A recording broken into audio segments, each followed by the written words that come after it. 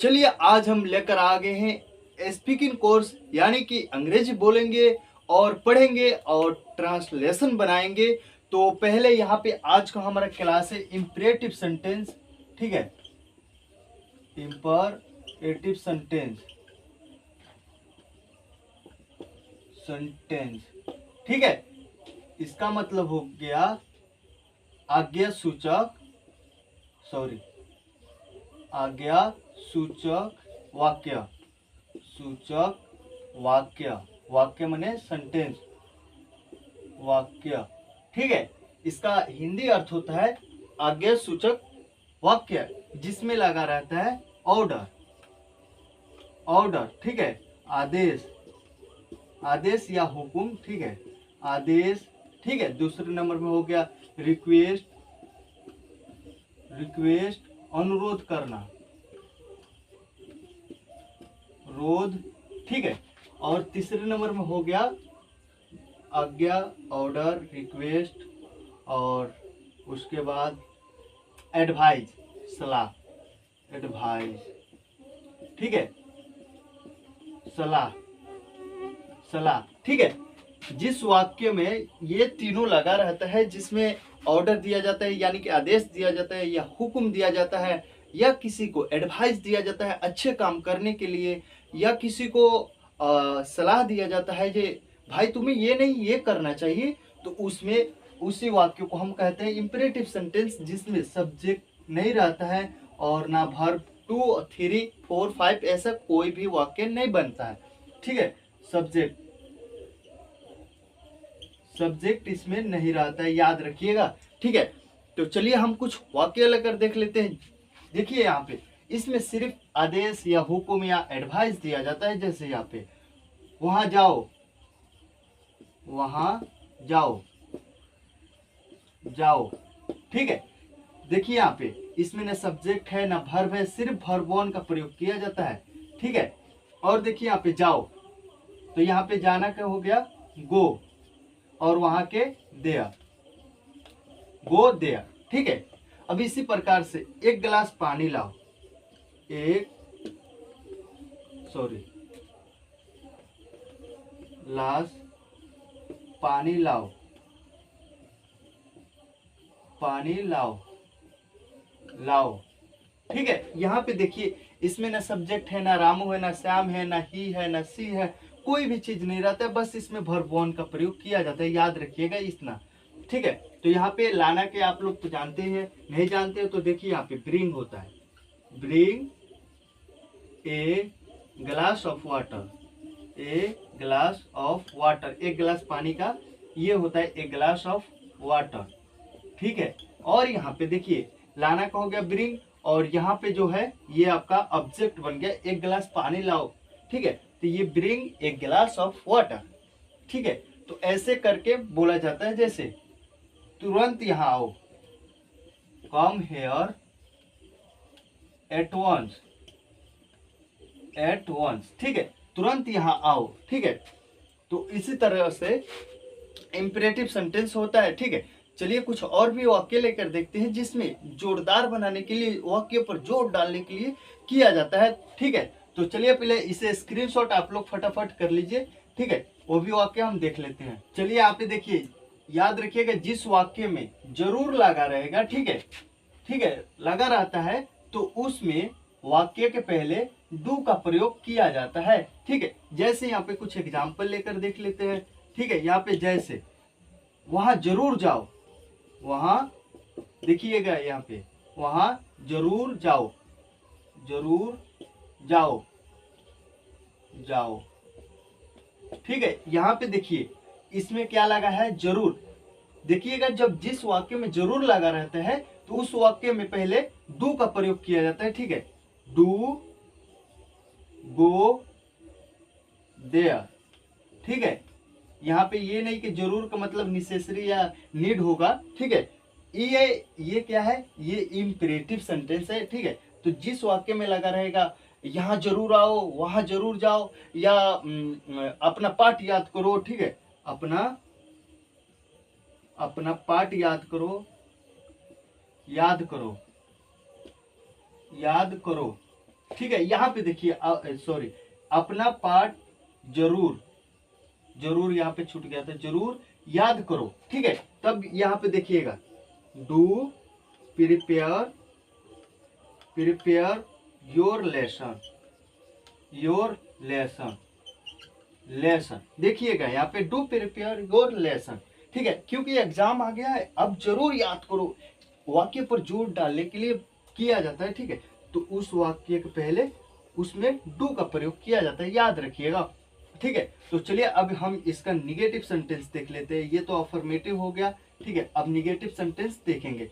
बस इतना याद रखिएगा, इसमें वर्ब टू फॉर ऐसा कुछ नहीं आता है, ना सब्जेक्ट आता है। अगर सब्जेक्ट आएगा तो यहाँ पे, ठीक है, तो यहाँ पे कोमा दे दिया जाता है। जैसे मोहन यहाँ आओ, मोहन, यहाँ पे देखिएगा, यहाँ पे कोमा दे दिया जाता है, कम हेयर, कम हेयर।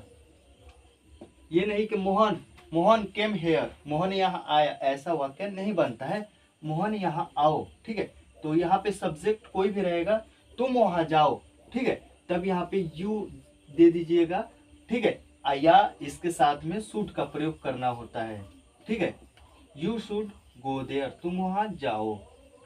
ठीक है, नहीं तो शुड का प्रयोग नहीं करना चाहते हैं तो ये शुड हटा दीजिए और यहाँ पे कोमा दे दीजिए, यू गो देयर, तुम वहां जाओ। ठीक है, और चलिए अब हम नेगेटिव तरफ बढ़ते हैं। देखिएगा यहाँ पे जिस वाक्य में नहीं या मत या ना लगा रहता है, ठीक है, ये तीनों वाक्य स्क्रीनशॉट कर लीजिए, कॉपी में नोट कर लीजिएगा, लगा रहता है। ठीक है, उस वाक्य के पहले डोंट का प्रयोग किया जाता है, नहीं या मत या ना के अर्थ में। ठीक है, तो चलिए हम कुछ एग्जाम्पल लेते हैं। जैसे रामू बेटा मत नहाओ, रामू बेटा, बेटा मत नहाओ, मत या ना। ठीक है, ना, ना या नहीं, नहीं नहाओ, हाओ। ठीक है, यहाँ पे देखिए रामू बेटा, ये अलग कर दीजिए रामू बेटा को। ठीक है, यहाँ पे रामू, रामू सन। ठीक है, अब यहाँ पे देखिए मत नहाओ, don't, don't have a bath, बात। ठीक है, यहाँ पे देखिए डंट जो है, डंट का प्रयोग क्या चीज के अर्थ में प्रयोग हुआ है, नहीं या मत या ना के अर्थ में। ठीक है, ना नहाओ या मत नहाओ या नहीं नहाओ। ठीक है, तब डंट का प्रयोग किया जाता है जिस वाक्य में, जैसे लाइट बंद मत करो। ठीक है, don't switch off the light. ठीक है, यहाँ पे देखिए क्या चीज का अर्थ में निकल रहा है, यहाँ पे कोई आदेश दे रहा है, कोई हुक्म दे रहा है, पर आदमी देने वाला नहीं है। जो कौन दे रहा है पता आपको नहीं चलेगा जो कौन दे रहा है। जैसे मैं ही किसी को कहूंगा बेटा यहाँ आओ, सन कम हेयर। ठीक है, तो यहाँ पे क्या है, मैं यहाँ पे दिखाई दे रहा हूँ और सिर्फ वो बंदा देख रहा है मुझे। ठीक है, जे वो कोई आदमी है जो मुझे बेटा कह के बुला रहा है। ठीक है, अब यहाँ पे देखिए जैसे मैं किसी को बुलाता हूँ या करता हूँ तो उसमें सब्जेक्ट काम नहीं करता है, ना वर्ब 1 to 5 काम करता है, ना कोई भी ऑक्सिलरी वर्ब काम करता है। ठीक है, जिस वाक्य में नहीं लगा रहता है या मत लगा रहता है। ठीक है, जब कभी नहीं लगा रहता है तो आप तो जानते हैं नेवर बनता है, कभी नहीं के अर्थ में। ठीक है, जब नेवर प्रयोग होता है तो बाबू डोंट प्रयोग नहीं वहां पे होता है, याद रखिएगा। जैसे यहाँ पे कभी किसी को गाली मत दो। ठीक है, कभी किसी को गाली मत दो, गाली मत दो, मत दो। गाली देना को तो आप लोग जानते हैं एब्यूज होता है।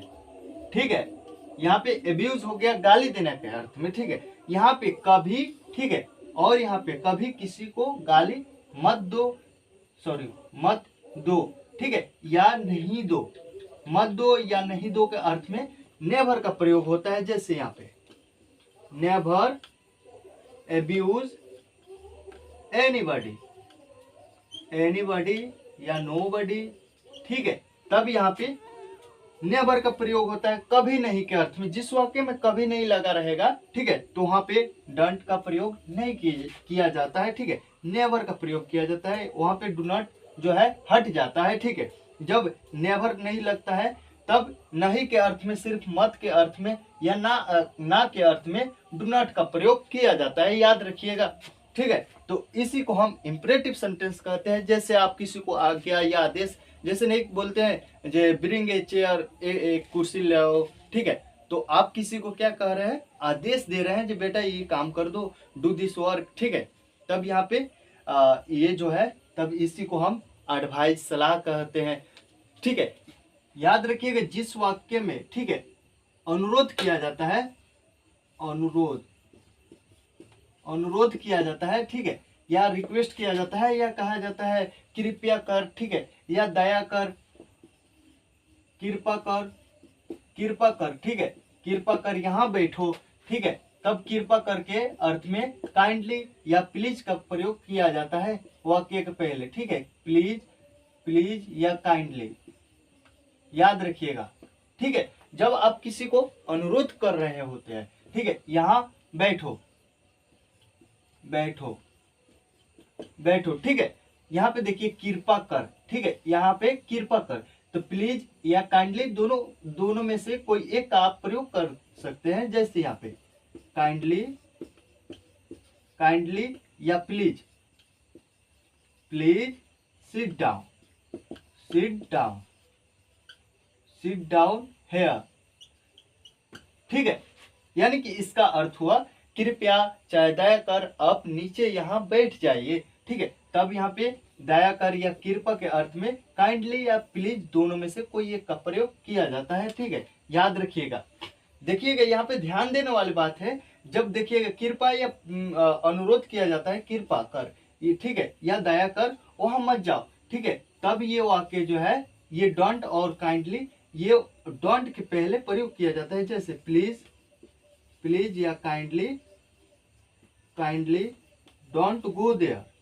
आप लोग कंफ्यूजन ना हो, इसलिए मैं एक एक वाक्य को तोड़ कर अलग कर रहा हूं, ठीक है। प्लीज या काइंडली डोंट गो देयर, ठीक है, वहां मत जाओ, ठीक है। जिस वाक्य में जब कृपया और दया कर और उसमें नहीं लगा रहेगा, ठीक है, या ना लगा रहेगा या मत लगा रहेगा, वहां ना जा, ठीक है, या मत जा, ठीक है।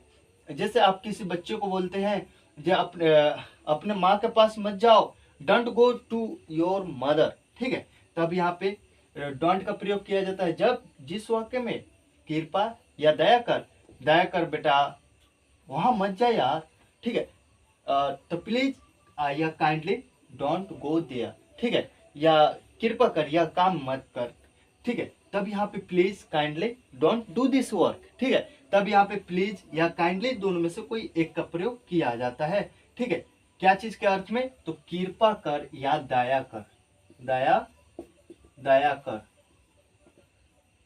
कर, याद रखिएगा। पहले इसे फटाफट स्क्रीनशॉट कर लीजिए। मैं उम्मीद करता हूं आज का क्लास बहुत ही जबरदस्त था और बहुत ही कम समय में आप लोग अंग्रेजी बोलना सीख सकते हैं, थोड़ा बहुत, ठीक है, पूरा नहीं तो, और ट्रांसलेशन भी आप लोग बना सकते हैं। तो मैं उम्मीद करता हूँ फिर अगले क्लास में मैं आप लोग से मुलाकात करूंगा। तब तक के लिए जय हिंद, वंदे मातरम।